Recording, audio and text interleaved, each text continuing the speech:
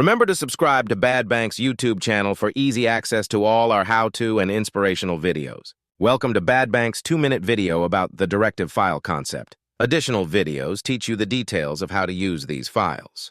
In all Bad Bank output folders, there is always a subfolder which contains directive files. These files are what you can modify to direct Bad Bank's AI to change things in your output the next time you process your statement or statements. Right now, there are 2 types of directive files.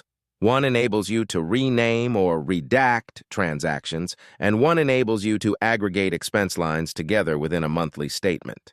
Every time you export results from Bad Bank, you will have directive files in your output folder. These are the simple CSV files that you can modify in order to direct the Bad Bank AI to do something to your results the next time you process a PDF.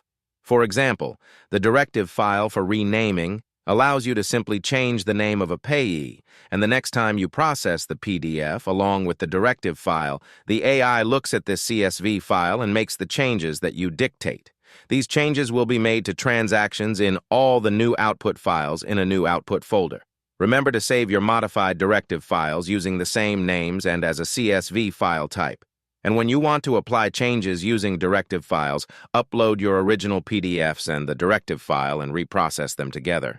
In the future, there will be more directive files, because this is the simplest way for you to communicate with the Bad Bank AI. It's all in the spirit of giving you the ultimate control over your financial data.